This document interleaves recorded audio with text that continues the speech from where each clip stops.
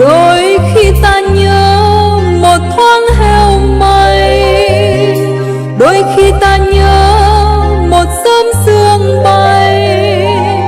Con đường mùa đông hàng cây lá đổ, đôi khi ta thèm lang thang như gió, đôi chân vô định về miền hư vô.